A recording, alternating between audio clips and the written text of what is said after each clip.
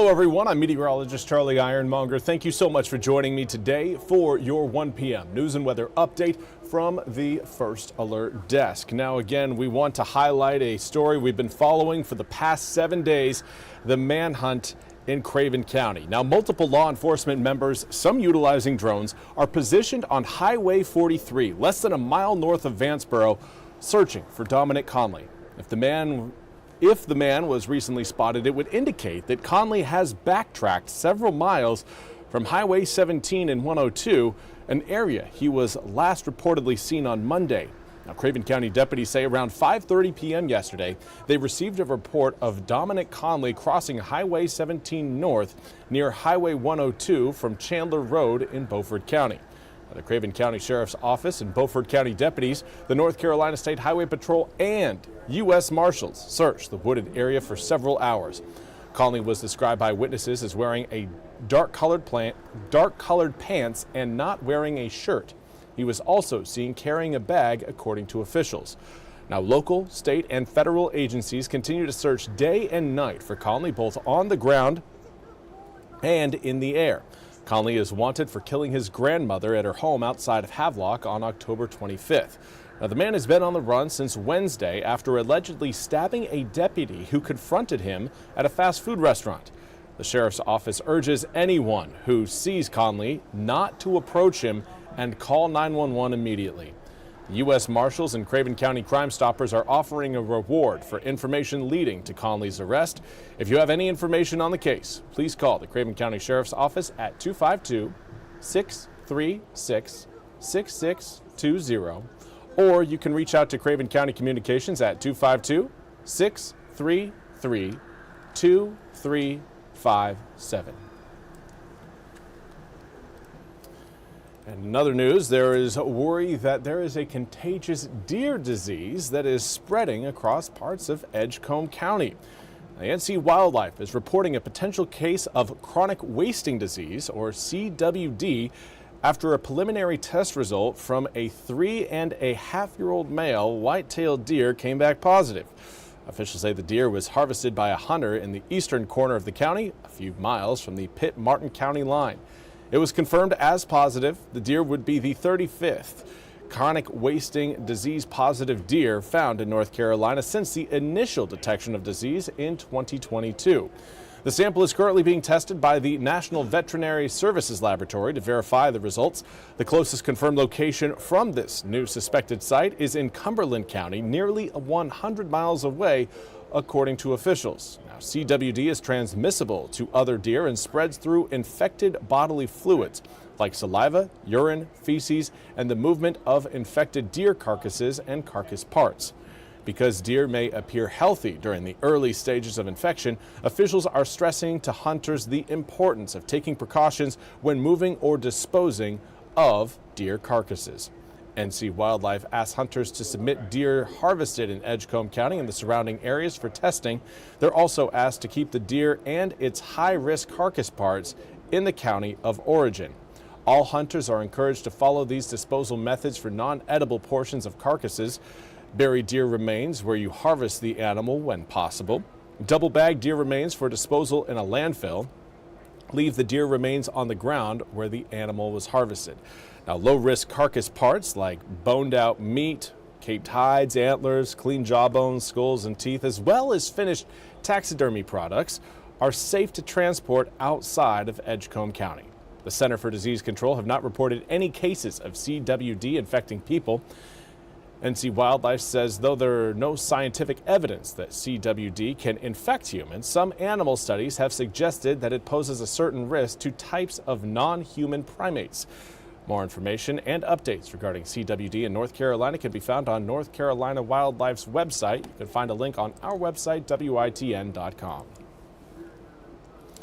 And this brings us to the announcement of the third annual Hunting and Fishing Expo, the third annual Mid-Atlantic Hunting and Fishing Expo, that is. This premier event is a must-attend for anyone passionate about hunting, fishing, and the great outdoors.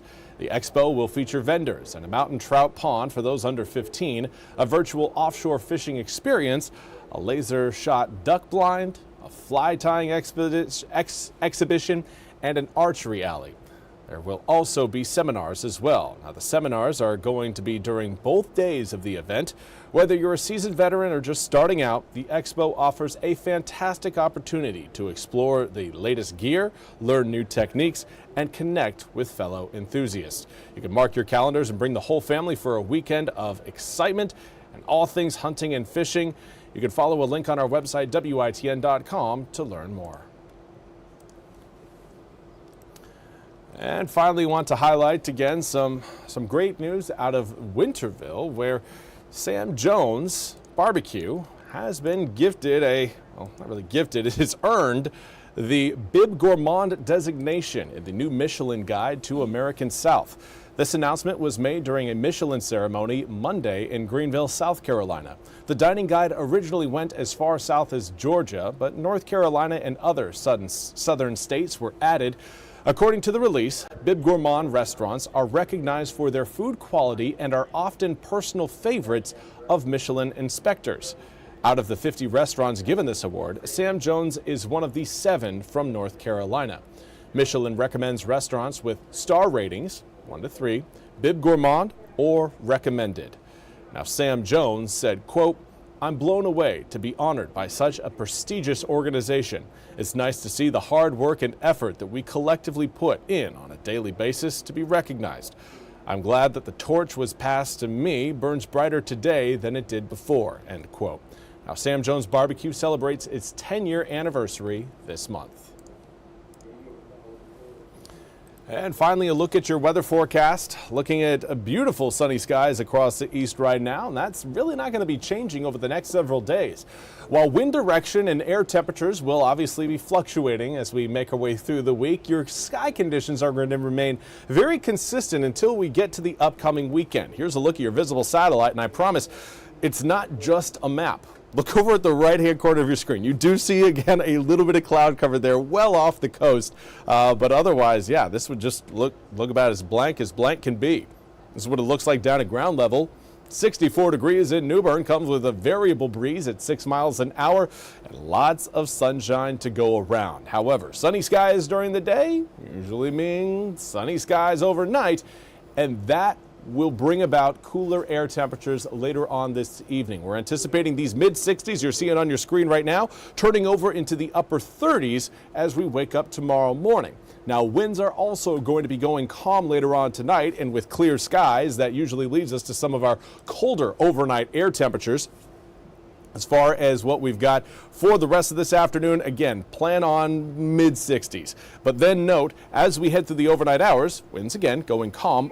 Lows dropping into, again, the mid-40s by 11, but likely seeing the upper 30s as we wake up tomorrow morning. If you've got any cold-sensitive plants, you're going to want to take care of them tonight, just in case we catch a little bit of frost out there. But throughout the day tomorrow, it is going to be a warming day. Lots of sunshine, plus a south-southwesterly wind that should come in later on in the day at around 10 to 15 miles an hour. Will send our air temperatures back into the low 70s. That is going to feel spectacular, and it's one that is going to be short-lived. We're not going to get that continuing into Thursday. Reason being, it's that area of low pressure and the fronts attached to it that right now you're seeing over the Pacific Northwest.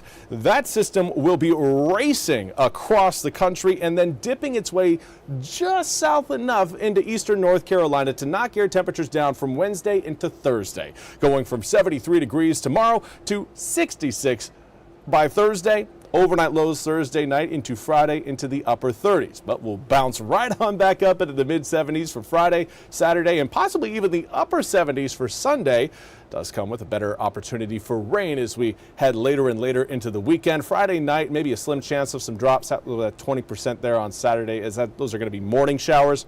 Sunday, a little bit of a better opportunity for those afternoon showers, but that'll be powered by a cold front that knocks air temperatures down significantly next week, going from 77 degrees on Sunday, 54 on Monday, but overnight lows Monday night into Tuesday, going to be flirting with freezing, down at 33 degrees. So get ready again for a little bit more of a chill coming up over the next 8 days. We are getting closer and closer to Thanksgiving.